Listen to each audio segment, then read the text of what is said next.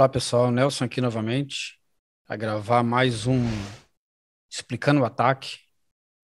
Dessa vez eu vou falar sobre negação de serviço, amplificação do ataque de negação de serviço.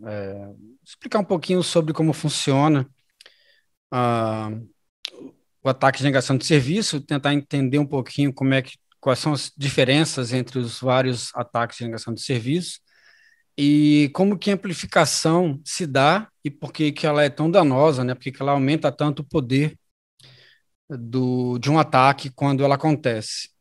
Então, a ideia é falar um pouquinho sobre esses assuntos aí hoje com vocês. Bom, a primeira coisa que a gente deve ter em mente quando a gente fala de negação de serviço é quais são os tipos.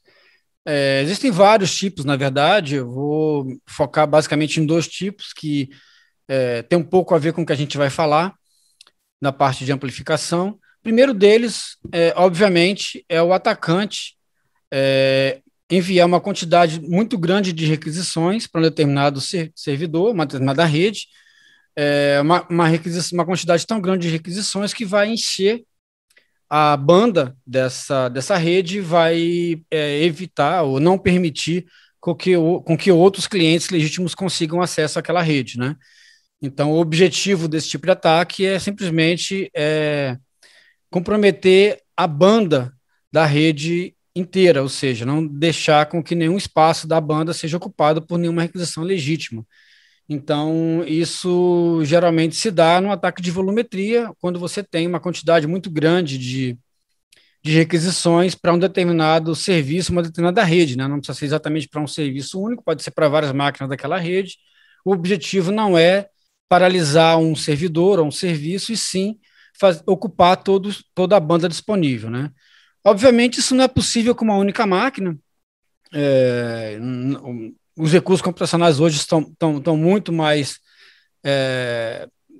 baratos, né? Então é muito difícil um atacante conseguir, com um único dispositivo, comprometer uma rede inteira de uma instituição, de um órgão, enfim, de alguém que ele esteja atacando.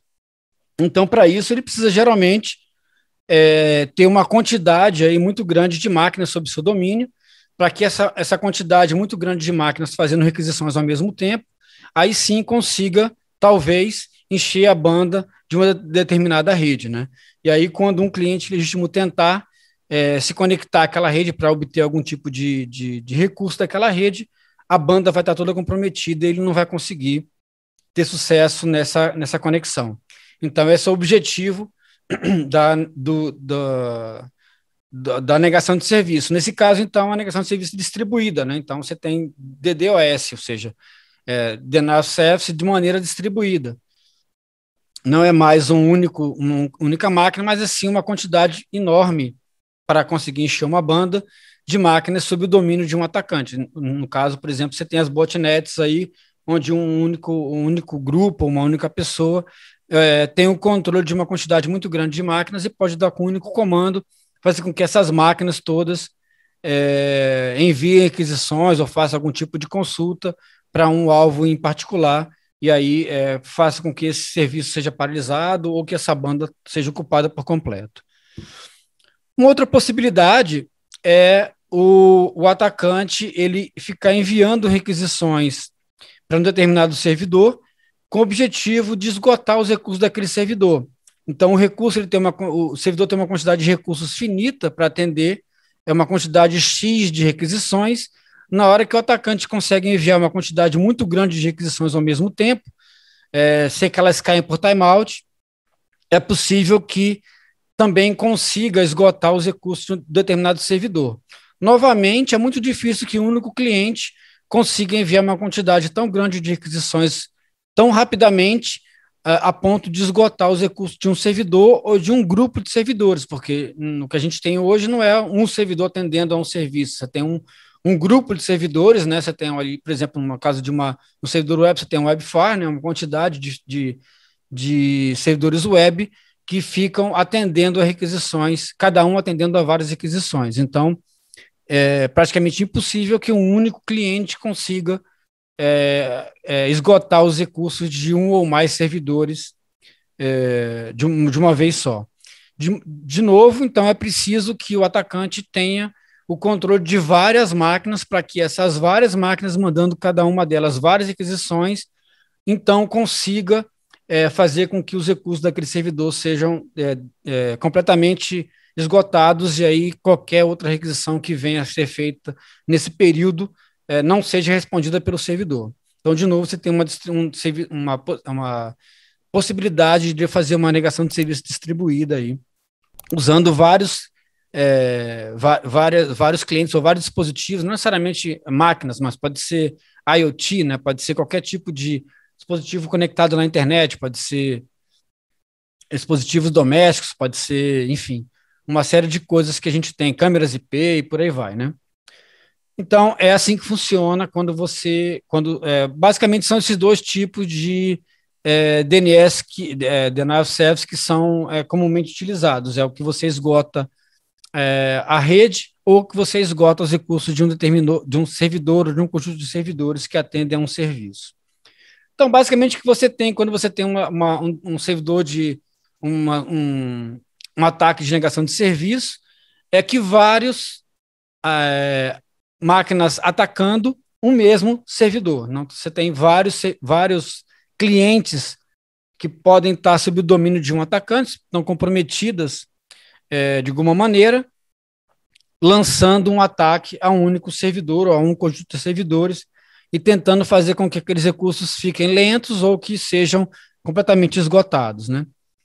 O problema que você tem com esse tipo de abordagem é que o tamanho do pacote que é gerado para fazer o ataque chega do outro lado do mesmo tamanho.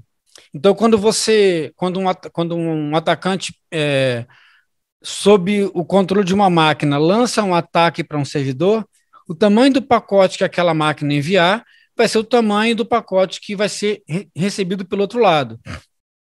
Então, isso faz com que o atacante precisa ter uma quantidade muito grande de máquinas para conseguir alcançar o resultado que ele quer. Se ele aumentar o tamanho do pacote para que esse pacote fique maior, por que um pacote precisaria ser maior? Qual é a vantagem de você fazer um ataque com pacotes maiores? Porque os pacotes maiores, primeiro, demoram mais tempo para trafegar pela rede, porque pelo fato simplesmente de serem grandes. Outro problema é que se eles forem grandes o suficiente para não conseguir ser enviados de uma vez só, eles precisam ser fragmentados. E essa fragmentação e desfragmentação custa recurso computacional. Então, parte do trabalho que as redes vão ter de fragmentar e desfragmentar, ao contrário, né? Desfragmentar e fragmentar os pacotes, já vai contribuir para onerar os recursos computacionais envolvidos no processo. Então, isso também vai permitir com que o ataque seja, de alguma maneira, mais eficiente, porque, além de tudo, ele tá esgotando os recursos computacionais, não só em poder de resposta, mas também o processamento da máquina para poder regerar pacotes que são muito grandes e precisam ser reagrupados quando chegam no destino. Então, uma das possibilidades de você fazer ataques com maior poder quando você consegue ter ataques de tamanhos maiores. Só que você gerar pacotes com tamanhos maiores é um esforço computacional muito grande na origem também. Então, as máquinas que estão sob o controle do atacante precisam também ter um esforço computacional maior para poder gerar esses pacotes maiores. E isso também e também na rede que está aquele cliente. Então, você tem você onera também o lado de quem envia o pacote, né? Não só do lado de quem recebe. Então, isso é um problema para gerar pacotes maiores, porque uma das características de um ataque de negação de serviço é a rapidez com que os pacotes chegam no destino, para poder fazer com que os pacotes não caem por timeout e não sejam liberados recursos para atender as outras demandas. Então, quanto mais rápido os pacotes chegarem no destino, maior a possibilidade dos recursos do destino se esgotarem mais rapidamente. Então, quando o atacante gera pacotes muito grandes, ele tem um ônus aí de consumir mais tempo na geração, na origem. Isso pode comprometer também o tempo de resposta e fazer com que o pacote não seja tão efetivo, o ataque não seja tão efetivo no fim das contas. Uma outra coisa que a gente tem que lembrar são as diferenças entre os protocolos TCP e UDP. O protocolo TCP, toda vez que a gente fala em protocolo TCP, a gente está falando de um pacote orientado à conexão, né? Então você tem aqui um three-way handshake acontecendo. O cliente manda um SYN, um pacote de SYN para o servidor, o servidor recebendo aquele pacote manda um SYN-ACK de volta para o cliente, dizendo, olha, eu recebi o seu pacote, estou devolvendo, dizendo que eu recebi, ok. E aí o cliente, então, envia um terceiro pacote dizendo que recebeu a resposta do servidor e agora eles podem estabelecer uma conexão. E a partir daí, então, você tem uma conexão TCP estabelecida a partir de um three-way handshake, né? Então, é mais ou menos como você tem uma ligação telefônica. Você liga para alguém, você estabelece um túnel de comunicação com aquela pessoa, você fala alô, a pessoa fala alô, e você fala que quer falar com fulano, é o fulano que está falando, e aí, da partir dali, vocês começam a estabelecer uma conversa. Toda vez que alguém no meio do caminho fala, não entendi o que você falou, ou a ligação cortou, o que você faz? Você manda de novo o pacote, né? Você fala, o que eu quis dizer foi isso, ou o que eu disse foi isso. Então tem todo um controle de recebimento de pacote e reenvio de pacote dentro da conexão, né? Então toda vez que você tem você pode associar o protocolo TCP com uma ligação telefônica, por exemplo.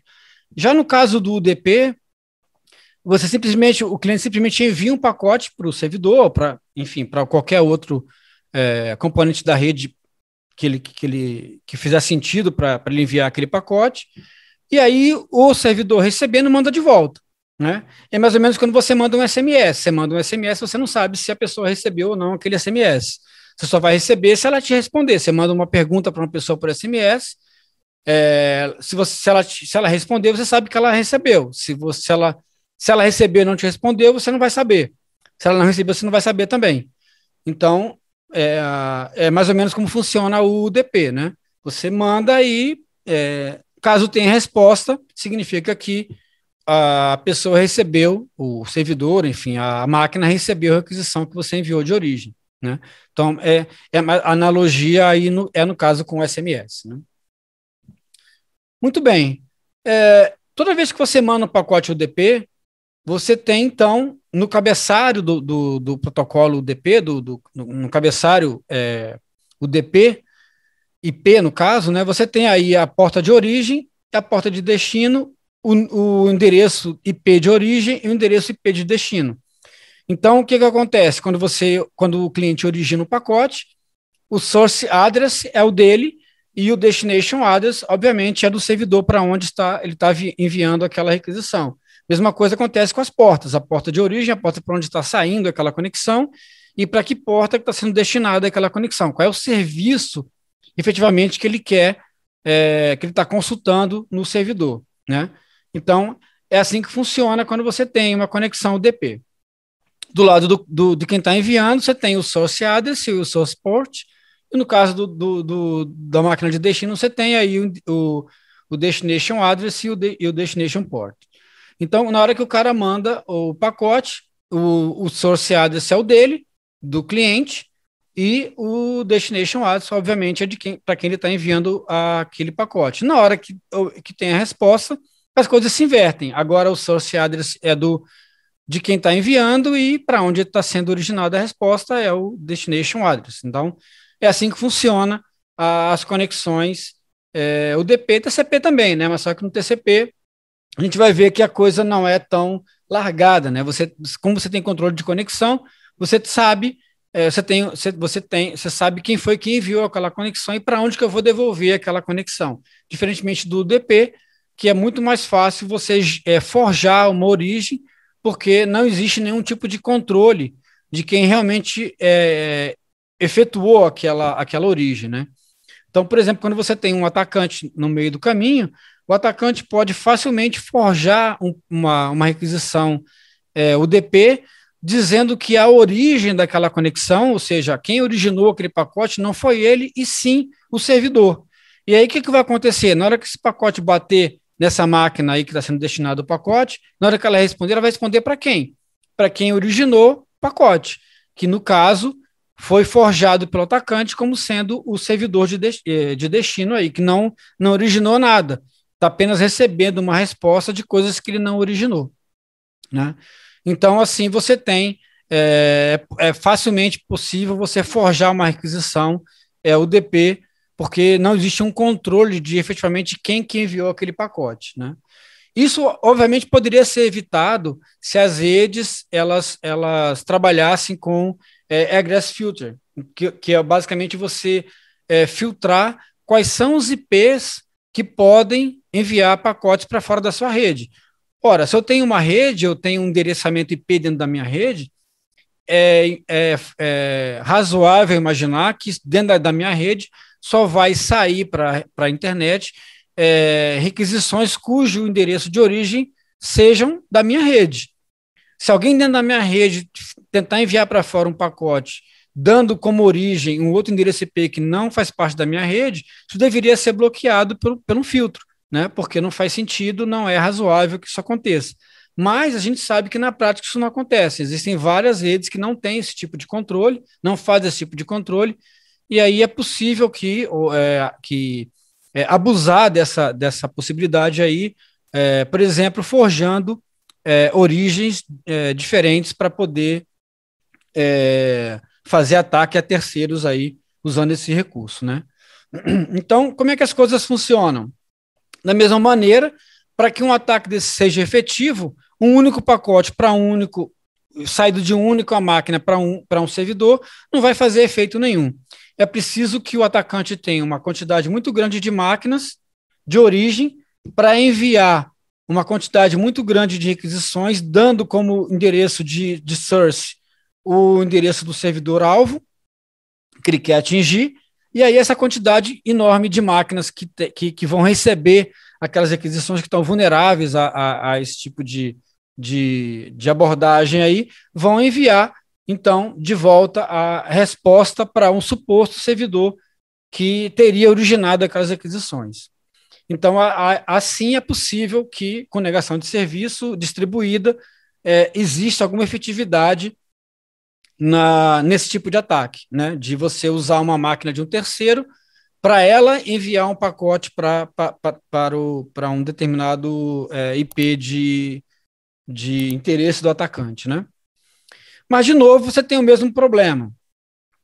A origem do pacote que vai ser gerada no cliente vai ser o tamanho que vai ser gerado, que vai ser recebido pelo servidor. Então, é preciso uma quantidade muito grande de máquinas sob o domínio do atacante, gerando uma quantidade muito grande de requisições para outras máquinas que o atacante identificou como sendo máquinas vulneráveis, para que essas, então, enviem os pacotes de destino para o servidor-alvo, né?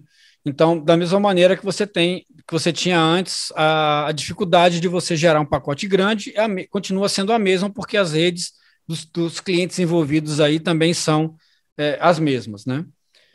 Muito bem. Só que se percebeu o seguinte, se percebeu que alguns serviços, UDP, no caso, TCP também, mas esse ataque é mais efetivo com o UDP, dão uma resposta muito maior do que a pergunta que é feita. Então, quando vamos dar um exemplo de um servidor NTP. NTP é um servidor de tempo, né? Network Time Protocol. Então, se o servidor de tempo, você pergunta, por exemplo, para ele, me liste aí quais são os servidores que você tem nessa tabela, servidores de tempo que você tem nessa tabela aí para consultar. Se ele tiver uma quantidade muito grande de servidores na tabela, geralmente, sei lá, vamos supor que ele tenha mais de 20. Eu fiz uma consulta única, eu fiz uma pergunta, lista servidores, é uma consulta que tem poucos bytes. A resposta vai ter uma quantidade muito grande de bytes, porque ele vai listar todos os IPs e nomes dos servidores e portas, enfim, dos servidores que ele tem na lista dele, na tabela dele. Então, a resposta gerada vai ser muito maior do que a que foi originada pelo cliente, no caso aqui, o cliente forjado, né, que está com o IP do servidor alvo. Então, aqui vai acontecer então a amplificação do pacote. O atacante ele faz uma consulta dando o source address da rede alvo, e aí o servidor, na hora que receber a consulta, vai responder para aquele servidor. Então, o atacante vai enviar um pacote pequeno, aí não onerando tanto assim a sua rede. Já a resposta que o atacante vai dar, que a máquina comprometida vai dar para o servidor-alvo, vai ser muito maior. Então, dessa maneira, ele consegue amplificar o tamanho do pacote gerado no fim das contas. E aí, nesse caso, o ataque fica muito mais poderoso, porque você tem, então, um custo muito pequeno para gerar pacote, e que geram pacotes que vão onerar muito mais as redes envolvidas no destino, né? Então, é assim que, na teoria, é assim que funciona a amplificação do, dos pacotes usando negação de serviço, né? Só para vocês terem uma ideia, aqui você tem uma tabela de quanto que é possível, quantas vezes mais uma determinada requisição gera de resposta. Então, se você olhar aqui, por exemplo, o DNS e NTP, eles geram de 28, no caso do DNS, ele gera de 28 a 54 vezes mais resposta do que a origem. Então, se você gera um pacote de 1 byte, né, não é o caso, mas enfim, você geraria uma resposta de 54 bytes, né? No caso do NTP, é um valor ainda muito maior, né? Um valor de quase 557 vezes mais. Então, um byte geraria 557 bytes de resposta. No caso aqui, por exemplo, do Memcached, o Memcached ele gera de 10 mil a 51 mil vezes mais. Então, é um absurdo a quantidade, o tamanho da resposta que o Memcached gera em relação ao ao que é requisitado, né? Então, a qualificação se dá de uma maneira muito maior em relação a alguns serviços em relação a outros, né? Então, vamos dar uma olhadinha na prática como isso funciona para exemplificar um pouco como que se dá isso na prática. Eu montei uma rede aqui eu montei uma rede em Docker contendo 4 elementos aqui, né? Então, você tem um atacante, 2 servidores DNS, desculpa, um servidor DNS, um servidor de Memcache, e uma vítima que vai receber as respostas amplificadas, né? Então, o que vai acontecer é que o atacante vai gerar uma resposta pequena, dando como source address o endereço da vítima, e aí os servidores, então, vão responder para a vítima um pacote maior do que foi originado, que é o que a gente pretende ver na hora que a gente for fazer isso na prática aí. Então vamos ver como é que funciona isso na prática. Então aqui a gente tem os quatro elementos aqui da rede. Então você tem aqui o atacante, você tem aqui a vítima, aqui está rodando o Docker com o servidor DNS, que vai ser o servidor DNS comprometido. Na verdade, é um servidor DNS recursivo que não bloqueia tráfego vindo de fora, né? E aqui você tem um servidor Memcache também, que também está comprometido, né? Também aceita conexões e retorna valores maiores aí. Então, a gente vai ver, para fazer o ataque, eu montei aqui dois clientes, dois programinhas de ataque. Um chama DNS Ataque e outro chama MC, de Memcached. Então, vamos ver o que cada um faz aqui. Vamos primeiro fazer o ataque do DNS. Então, se a gente olhar aqui o programinha que ele faz, basicamente é um programinha em Python, bem pequeno, que ele simplesmente pega o endereço das redes aqui.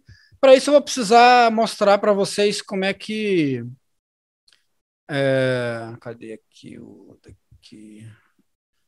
Mostrar para vocês como é que está aqui. Como é que tá quais são os IPs dessa minha rede, né? Então, aqui, para fazer isso, eu ponho aqui Docker, Network, Inspect,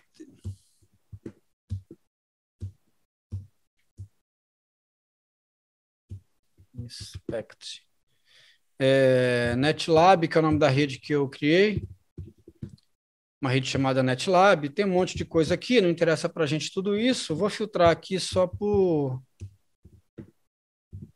que interessa para a gente, que é o nome da máquina e o endereço IPv4 daquela máquina. Então, aqui está o nome da rede,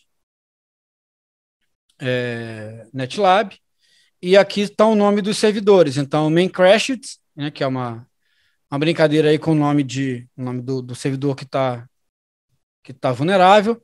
O endereço dele é 5, o endereço do atacante é 3, o endereço da vítima é 4 e o endereço do DNS é 2. Então, o nosso objetivo é gerar pacotes que nunca apareça o endereço do atacante, nunca apareça o 03, vai aparecer sempre os outros endereços envolvidos, né? Ou o endereço do DNS, ou o endereço do main cached como origem, e o endereço da vítima como destino. Então, o endereço da vítima vai ser sempre o 4, né? Então, o objetivo desses ataques é que nunca apareça o endereço de quem realmente originou os pacotes, que é a máquina do atacante aqui, que o final dela é 3, né? 03. Então, vamos dar uma olhada aqui, o que a gente tem aqui. A gente tem aqui a target, ou seja, qual é a máquina que vai ser atacada, 04, vamos conferir se é isso mesmo, ou seja, a vítima é 04, beleza. O servidor DNS é o 02, servidor DNS 02, e aqui qual é o domínio que eu vou fazer a query para gerar o tráfego, para gerar a resposta grande que eu preciso aí. Eu botei alguns domínios aqui para a gente testar. Vou começar fazendo com o Yahoo mesmo aqui, né? Já tá ali descomentado. Então, vamos botar aqui, no caso da vítima, eu vou escutar o tráfego aqui com o TCP dump, para a gente ver o que vai gerar aqui de resposta. -vv. Vou filtrar só por IDP e a porta 53, que é a porta do serviço DNS, né? Então, o que eu vou fazer? Eu vou enviar um tráfego para essa máquina aqui, que é o servidor DNS, dando como origem essa máquina vítima aqui. Então, esse cara vai responder para cá uma quantidade de bytes maior do que foi gerado, né? Só para a gente ver aqui, eu coloquei aqui um contador do tamanho do pacote, ou seja, pacote packet size. Então, eu coloquei aqui quanto que foi gerado em bytes aqui na origem, para a gente ter uma ideia da diferença, né? Quantidade de pacotes que foram gerados para fazer a requisição e a quantidade de pacotes que vão ser recebidos como resposta, né? Então, se tudo der certo, vai funcionar aqui. Esqueci de colocar aqui, vamos de novo, então. Então, tá aqui, ó. O pacote de origem tem 55 bytes e o pacote de destino tem 116 bytes, né? 116 bytes aí contando com os cabeçalhos, com tudo, né? Se a gente deixar só o payload, vai ficar com 80 bytes. Então, foi um pouco maior, né? No caso aqui, contando tudo aqui, foi um pouco mais que o dobro do que o tamanho original, né? A gente pode tentar usar um outro DNS para a gente ver se a gente se muda alguma coisa nessa resposta aí. Então, vamos botar agora aqui, por exemplo, google.com. Então, está aqui agora o google.com, que vai ser nossa requisição. Vamos ver qual é a diferença que isso vai dar. 56 bytes, deu uma quantidade aqui menor de bytes no final.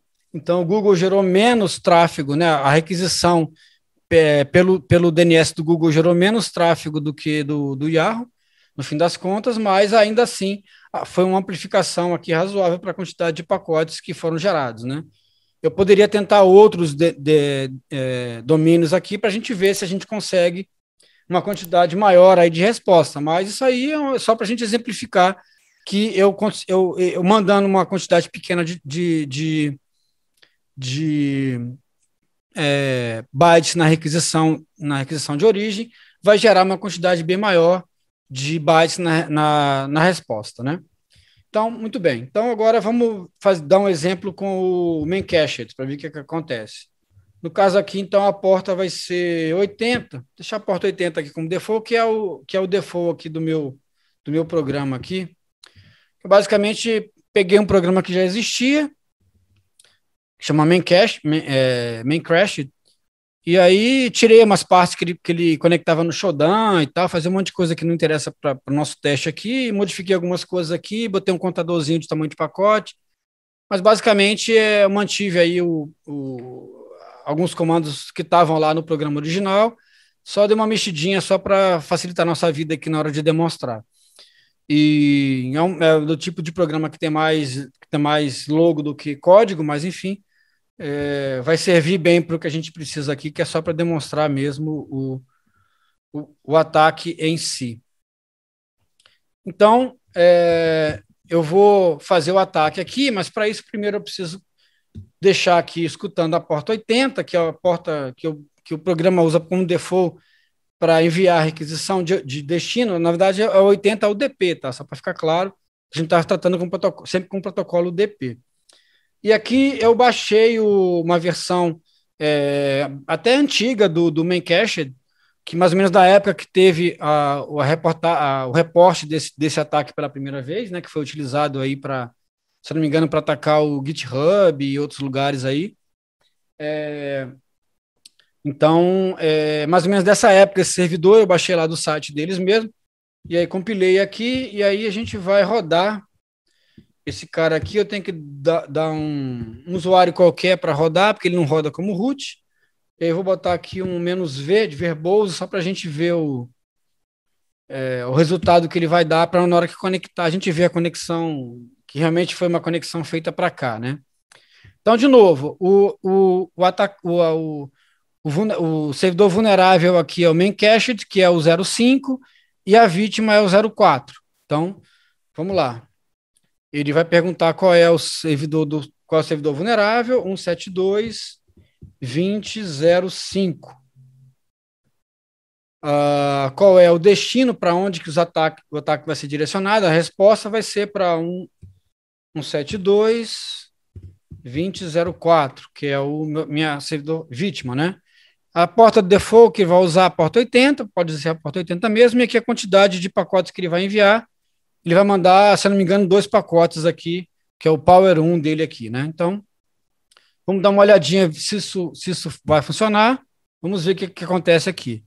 O pacote, o tamanho do pacote que a gente enviou foi de 43 bytes. Se a gente olhar aqui, a gente vê que a vítima recebeu um pacote de tamanho 1.428 bytes.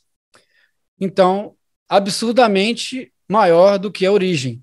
Então, o que a gente tem aqui é que um pacote de 43 bytes originou uma resposta vinda desse servidor vulnerável aqui para essa máquina vítima aqui de 1.428 bytes. Né? Se a gente tirar o cabeçalho, a gente tem aí um payload de 1.400 bytes, que é suficientemente grande, né?